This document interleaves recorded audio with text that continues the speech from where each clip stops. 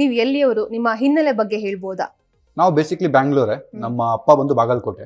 So ನಮ್ಮ ಅಪ್ಪನು Bangalore shift ಆದ್ರು, ನಮ್ಮ ಬ್ಯಾಂಗ್ಳೂರು. ಸೊ ಬೇಸಿಕ್ಲಿ ನಾನು ಹುಟ್ಟು ಬೆಳೆದಿರೋದೆಲ್ಲ ಬ್ಯಾಂಗ್ಳೂರ್. ತುಂಬಾ ಕಮ್ಮಿ ನಾನು ಊರ್ ಕಡೆ ಹೋಗಿರೋದು, ನಮ್ಮ ಬಾಗಲಕೋಟೆ ಕಡೆ. ಬ್ಯಾಂಗ್ಳೂರ್ ಫಿಕ್ಸ್.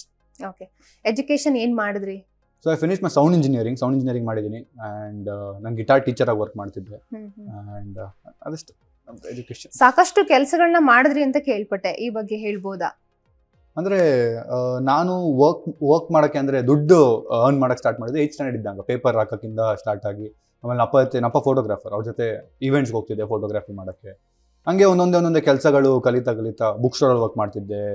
ಆಮೇಲೆ ಮೆಡಿಕಲ್ ಸ್ಟೋರಲ್ಲಿ ವರ್ಕ್ ಮಾಡ್ತಿದ್ದೆ. ನ್ಯೂಸ್ ಚಾನಲ್ ವರ್ಕ್ ಮಾಡ್ತಿದ್ದೆ. ಸೌಂಡ್ ಇಂಜಿನಿಯರಿಂಗ್ ಮುಗಿಸಿದ್ದೀನಲ್ಲ, ನ್ಯೂಸ್ ಚಾನಲ್ ವರ್ಕ್ ಮಾಡ್ತಿದ್ದೆ. ಡಬ್ಬಿಂಗ್ ಆರ್ಟಿಸ್ಟ್ ವರ್ಕ್ ಮಾಡಿದೆ.